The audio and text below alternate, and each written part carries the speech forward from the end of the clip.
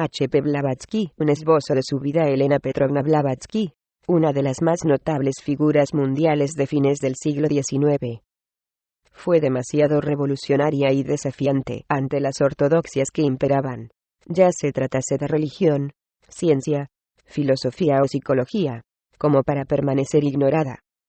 Fue una iconoclasta que hizo añicos las envolturas que ocultaban lo real de lo ilusorio, pero la mayoría, aferrada a los convencionalismos e ignorante de la verdad, la atacó e injurió por su temeridad y coraje al rasgar el velo de aquello que parecía una blasfemia revelar. Lenta, pero seguramente los años la han vindicado. A pesar de ser ultrajada, ella se contentó con trabajar al servicio de la humanidad, y demostró su sabiduría al dejar que las futuras generaciones juzgaran su magnífica obra. 1. Elena Petrovna nació prematuramente en la medianoche entre el 30 y 31 de julio, según el calendario ruso, el 12 de agosto de 1831, en Ekaterinoslav, provincia de Ekaterinoslav, al sur de Rusia.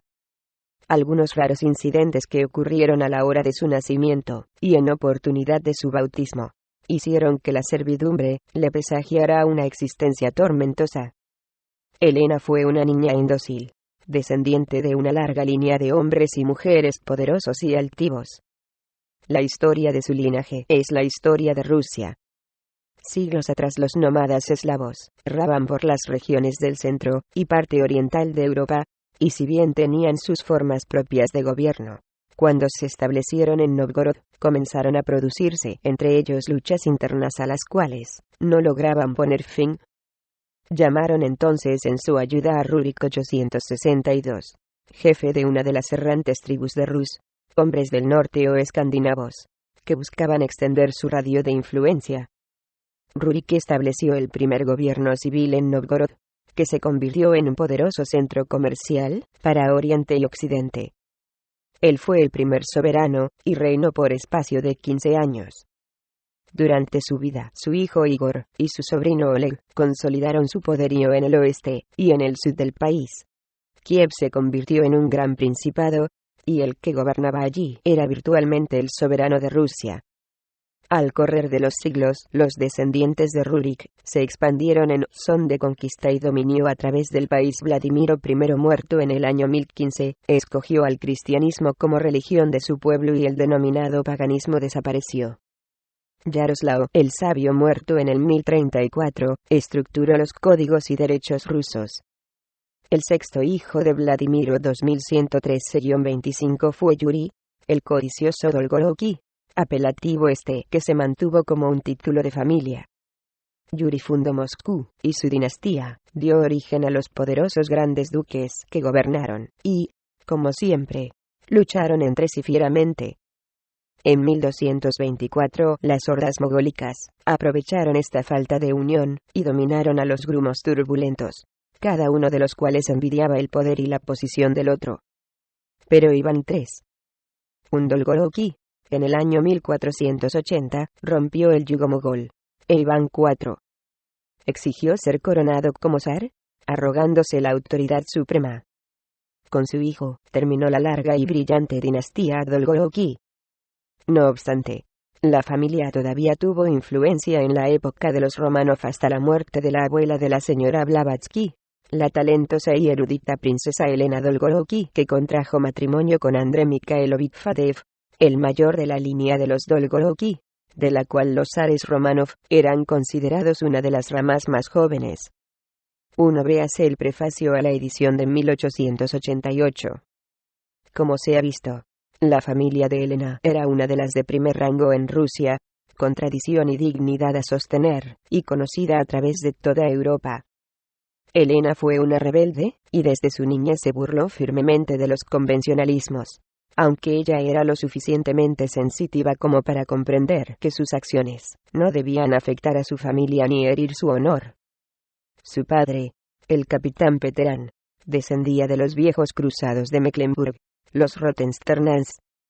Debido a que su madre, una ilustrada literata, murió cuando ella tenía 11 años, pasó Elena su niñez con sus abuelos, los Fadeev, en una vieja e inmensa mansión en Saratov que cobijaba a muchos miembros de la familia, y a numerosos criados y asistentes por ser su abuelo Fadeev, gobernador de la provincia de Saratov. La naturaleza de Elena estaba fuertemente imbuida con una innata capacidad psíquica, tan poderosa que indudablemente constituía su más predominante característica. Ella sostenía y demostraba que tenía habilidad para comunicarse con los moradores de los mundos sutiles e invisibles, y con los seres que, para nosotros, están muertos. Esta capacidad natural fue posteriormente disciplinada y desarrollada a través de toda su vida.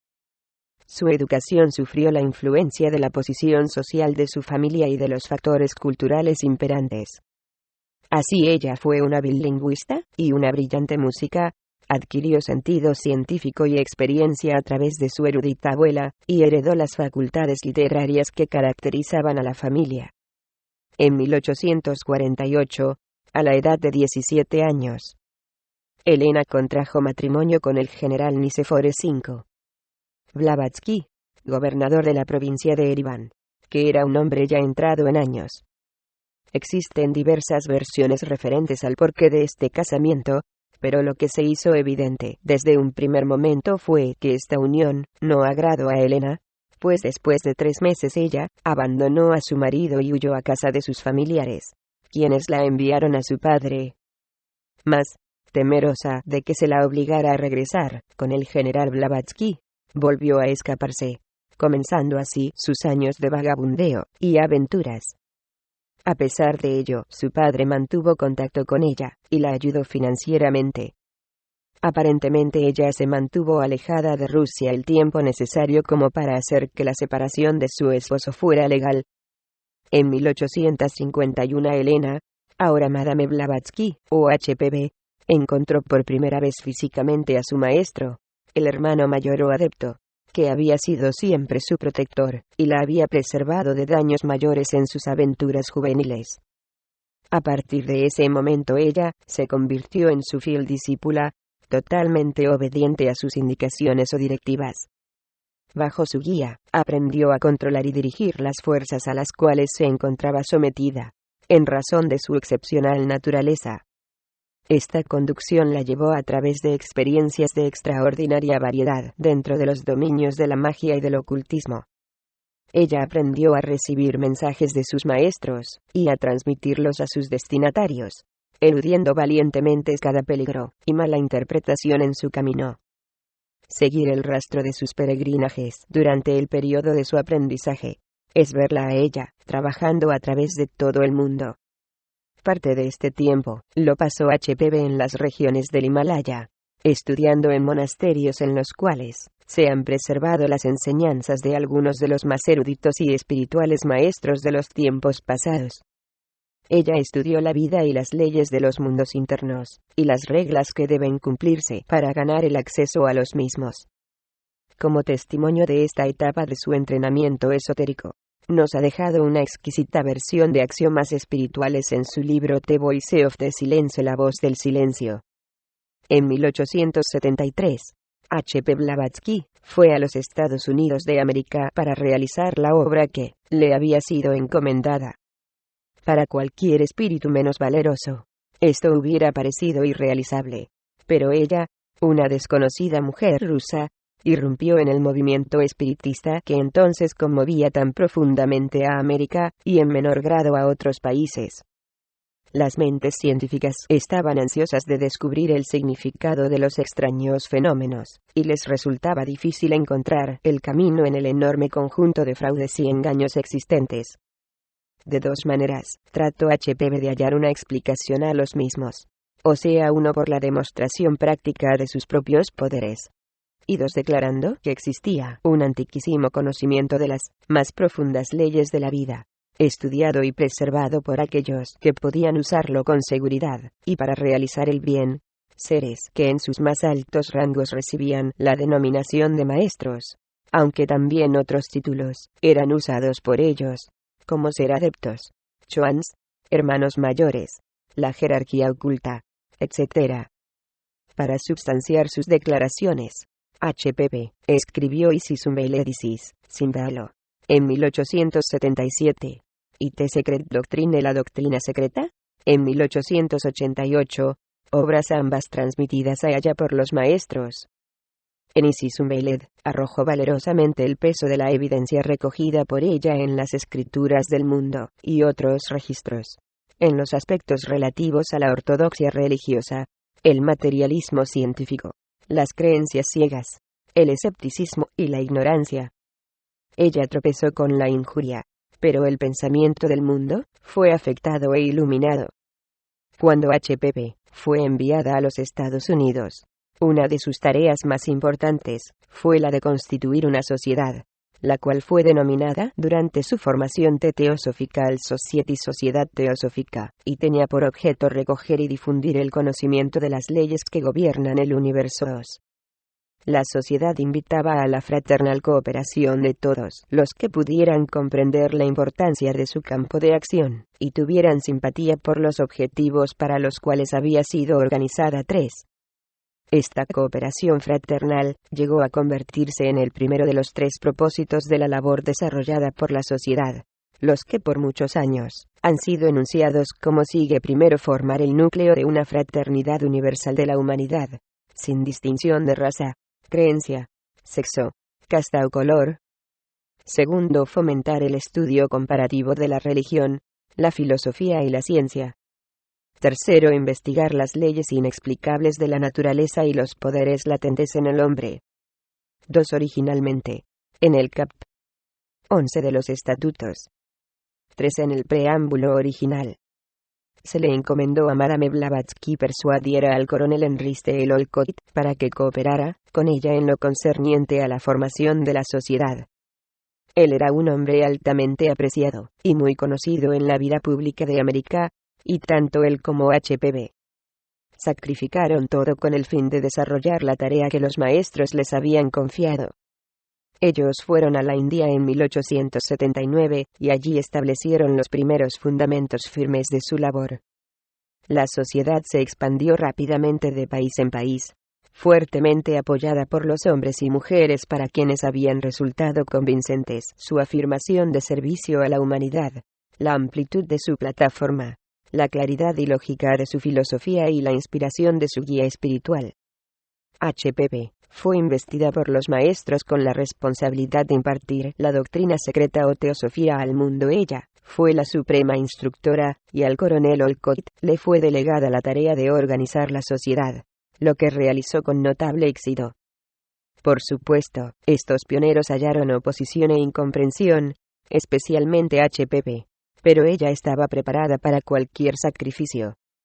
Así ella había escrito en el prefacio de la doctrina secreta: estoy acostumbrada a las injurias. Me hallo en relación diaria con la calumnia, y ante la maledicencia, me sonrío con silencioso desdén. El período más efectivo y brillante de la vida de HPP fue posiblemente el que pasó en Inglaterra entre 1887 y 1891. Ya habían pasado en parte los efectos causados por el injusto informe de la Society for Psychical Research del año 1885, acerca de los fenómenos que ella producía, como asimismo los de los ataques de los misioneros cristianos de la India. A su incesante tarea de escribir, editar y atender la correspondencia, se agregaba la tarea de instruir a sus discípulos para capacitarlos en la prosecución de su obra. A este fin ella organizó, con la aprobación oficial del presidente el coronel Olcott, la sección esotérica de la Sociedad Teosófica. En el año 1890 más de 1 millar de miembros de muchos países se encontraban bajo su dirección. La doctrina secreta se define por sí misma a través de su título, y no expone la doctrina secreta en su totalidad, sino un número seleccionado de fragmentos de sus principios fundamentales. Una haya indica que puede lograrse una percepción de las verdades universales a través de la comparación de la cosmogénesis de los antiguos. 2. Proporciona una guía para revelar la verdadera historia racial de la humanidad. 3. Levanta el velo de la alegoría y del simbolismo para revelar la belleza de la verdad. 4. Presenta al intelecto anhelante, a la intuición y a la percepción espiritual, los secretos científicos del universo para su comprensión. Ellos siguen siendo secretos hasta tanto no sean comprobados. HPP Falleció el 8 de mayo de 1891, y dejó a la posteridad el gran legado de algunos de los más elevados pensamientos jamás presentados al mundo. Ella abrió las por tanto tiempo cerradas puertas de los misterios. Reveló una vez más la verdad sobre el hombre y la naturaleza, y dio testimonio de la presencia sobre la tierra de la jerarquía oculta que guarda y guía al mundo. Ella es reverenciada por muchos millares, porque ella fue, y es un faro que ilumina la senda a las alturas a las cuales todos deben ascender. Josephine Ransom-Adjar, 1938. Traducido por J. Discípulo. I. R. Discípulo.